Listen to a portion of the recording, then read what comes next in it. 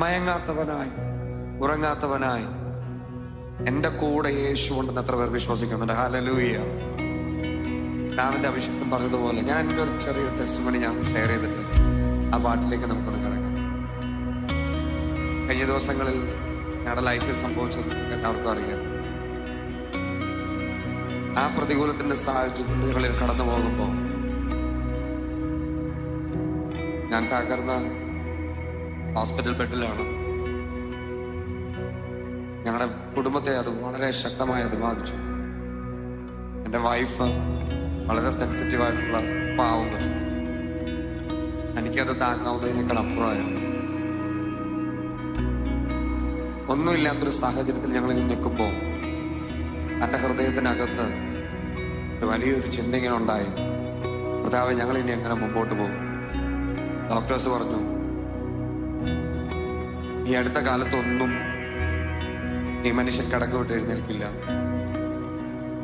നന്നായി ഒന്ന് പാടണമെങ്കിൽ ഒരു വർഷമെങ്കിലും കഴിയണം. എങ്ങനെയാണ് ഞങ്ങളുടെ കാര്യങ്ങൾ മുമ്പോട്ട് പോകുന്നത്? എനിക്കൊരു പിടിയുമില്ല. കഴിഞ്ഞൊരു വർഷം എൻ്റെ കൂടെ ഭയങ്കര ശക്തിയായിട്ട് എൻ്റെ വൈഫ് ഉണ്ടായിരുന്നു. ഞാൻ എന്നെ ഇങ്ങനെ പ്രൊട്ടക്ട് ചെയ്യുമായിരുന്നു, ഭയങ്കരമായിട്ട് പ്രൊട്ടക്ട് ചെയ്യുമായിരുന്നു. എനിക്ക് 3 പെൺകുഞ്ഞുങ്ങളാണ്. മൂത്ത ആൾക്ക് 10 വയസ്സുണ്ട്, രണ്ടാമത്തെ ആൾക്ക് 6 വയസ്സ്, മൂന്നാമത്തെ ആൾക്ക് 3 വയസ്സാവുന്നുള്ളൂ. ഞങ്ങളുടെ ആ ലൈഫ് അങ്ങനെ പോകുമ്പോൾ ഹോസ്പിറ്റലിൽ വിട്ട് വീട്ടിൽ വരുന്ന സമയം എൻ്റെ വൈഫ് എൻ്റെ കുഞ്ഞുങ്ങളെ അടുത്ത് വിളിച്ചിട്ട് ഞാൻ കാണാതെ മാറ്റി നിർത്തി അവരോട് പറഞ്ഞു, മക്കളെ, അപ്പയ്ക്ക് വയ്യാതിരിക്കുക. മുമ്പ് നിങ്ങൾ ചെയ്യുന്നത് പോലെ നിങ്ങളുടെ ആഗ്രഹങ്ങളൊന്നും ഓടിച്ചെന്ന് പപ്പയോട് പോയി പറയരുത്. അപ്പയ്ക്ക് ഇപ്പൊ ചെയ്തു തരാൻ പറ്റുന്ന തരത്തില്ല. അപ്പയ്ക്ക് അത് സങ്കടവും. അപ്പൊ അതുകൊണ്ട് ഒരു കാരണവശാലും പപ്പയെ വിഷമിപ്പിക്കരുത്. എന്തെങ്കിലും ആഗ്രഹം ഉണ്ടെങ്കിൽ മനസ്സിൽ വെച്ചോളണം, അവനോട് പറഞ്ഞോളണം. ഒരു കാരണവശാലും പപ്പയെ ബുദ്ധിമുട്ടിപ്പിക്കരുത്. ഞാൻ അങ്ങനെ അവരിങ്ങനെ പ്രൊട്ടക്ട് ചെയ്തുകൊണ്ട് ഞങ്ങളുടെ ആ സമയങ്ങളിലൊക്കെയും അസാധാരണമായ കർത്താവിന്റെ കരുതലൊക്കെ അനുഭവിക്കാൻ സ്വർഗം കൃപ ചെയ്തു. ഒരു മനുഷ്യനോടൊരു സഹായം ചോദിക്കാൻ ദൈവം അനുവദിച്ചിട്ടില്ല. ആവശ്യങ്ങളിലെല്ലാം ദൈവം കൂടെയിരുന്നു. എൻ്റെ മൂത്ത മോളുണ്ട്, ഇച്ചിരി നോട്ടിയാണ്. ഞാൻ എൻ്റെ അടുത്ത് എന്ത് കാര്യം ഉണ്ടെങ്കിലും ഓടി വന്ന് എന്നോട് ഒന്ന് പറയും. അത്ര മോള് എൻ്റെ കൊച്ച് ഒരു ദിവസം ഒരു ഞായറാഴ്ച രാവിലെ ആരാധന കഴിഞ്ഞിട്ട് ഞങ്ങളിങ്ങനെ ഓൺലൈനിലൊക്കെ കണ്ടിങ്ങനെ കിടക്കുക തന്നെ. ഞങ്ങൾ ആരാധന കഴിഞ്ഞപ്പോൾ പതുക്കെ എൻ്റെ അടുത്ത് വന്നിട്ട് പറഞ്ഞു, ആരും ഇല്ലായിരുന്നു എൻ്റെ അടുത്ത്. എൻ്റെ ചെവി വന്നിട്ട് പറഞ്ഞു, പപ്പ, ഞാൻ ഇന്നലെ ഒരു സാധനം, വേറൊന്നുമല്ല, എനിക്ക് ബ്രെഡിനകത്ത് ചോക്ലേറ്റ് പീനട്ട് ബട്ടർ തേച്ച് കഴിക്കണമെന്നൊരാഗ്രഹം, ഒരു വീഡിയോ കണ്ടപ്പോൾ തോന്നിയൊരാഗ്രഹം.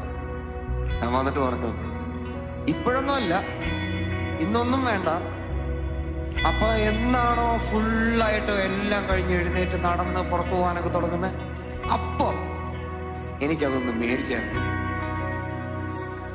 ഞാൻ എൻ്റെ മോളെ ചേർത്ത് പിടിച്ചിട്ട് പറഞ്ഞു, മോനെ, കർത്താവ് നമുക്ക് വേണ്ടി കരുതി. അവളത് പറഞ്ഞങ്ങ് പോയി. ഒരു 2 മണിക്കൂർ കഴിഞ്ഞപ്പോൾ ഞങ്ങളുടെ വീട്ടിലന്നൊരു വിസിറ്റർ വന്നു. അവര് വന്ന് മടങ്ങിപ്പോയി കഴിഞ്ഞപ്പോൾ എൻ്റെ കൊച്ചു ഭയങ്കര സന്തോഷത്തോടെ ഒരു പാക്കറ്റും കൊണ്ട് ഓടി എൻ്റെ അടുത്ത് വന്നു. എന്നിട്ട് പറഞ്ഞു, പപ്പാ, ഞാൻ രാവിലെ ചോദിച്ചില്ലേ ബ്രെഡും ചോക്ലേറ്റ് പീനട്ട് ബട്ടറും, ദേ നോക്കിയേ, ആ അങ്കിള് വന്നപ്പോ അത് കൊണ്ടുവന്ന് തോന്നും. വളരെ കൊച്ചൊരു കാര്യമാണ്, വളരെ കുഞ്ഞൊരു കാര്യമാണ്. പക്ഷെ സ്വർഗം അത് കണ്ടപ്പോൾ, ദൈവം അത് കണ്ടപ്പോൾ, ആ കുഞ്ഞിന്റെ ഹൃദയത്തെ പോലും വേദനിപ്പിക്കാതെ അവൾക്ക് വേണ്ടിയത്, അവൾ കുറെ കാലം കഴിഞ്ഞ് മതിയെന്ന് പറഞ്ഞതാ, പക്ഷേ 2 മണിക്കൂർ തികയുന്നതിന് മുമ്പ് അത് ഞങ്ങളുടെ ഭവനത്തിൽ എത്തിച്ച ഞങ്ങളുടെ സർവശക്തനായൊരു ദൈവമുണ്ട്. ഹല്ലേലൂയ. ഭാരങ്ങളൊക്കെ ദൈവത്തിന്റെ കരങ്ങളിലേക്ക് ഇറക്കി വെക്കാം. ഭയമൊക്കെ മാറിപ്പോട്ടെ. ജീവിതത്തെക്കുറിച്ചുള്ള എല്ലാ ഭീതികളും യേശുവിന്റെ നാമത്തിൽ മാറിപ്പോട്ടെ. ധൈര്യം വർദ്ധിക്കട്ടെ. നാം സേവിക്കുന്ന നമ്മുടെ ദൈവം നമ്മുടെ വലിയ കാര്യങ്ങളല്ല, ഏറ്റവും ചെറിയ കാര്യങ്ങൾ വരെ വളരെ സെൻസിറ്റീവായി എടുത്ത് നമുക്ക് വേണ്ടി അത്ഭുതം പ്രവർത്തിക്കുന്ന ഒരു കർത്താവാണ്. ഈ പകലിൽ എത്ര പേർ വിശ്വസിക്കുന്നുണ്ട് എനിക്ക് വേണ്ടി ചലിക്കുന്ന ഒരു ദൈവമുണ്ട്? തലമുറ തലമുറയായി അവൻ നമ്മുടെ സങ്കേതവും കോട്ടയുമാണ്. അവൻ ഇന്നോ ഇന്നലെയോ അല്ല നമ്മെ കണ്ടത്. ലോകം സ്ഥാപിക്കുന്നതിന് മുമ്പേ അവന്റെ ഹൃദയത്തിൽ നമ്മളെല്ലാവരും ഉണ്ടായിരുന്നു. അവൻ നമ്മെ പേര് ചൊല്ലി വിളിച്ചതാണ്. ആ കർത്താവിനെ നോക്കിയിട്ട് പറയുന്നത് തലമുറ തലമുറയാ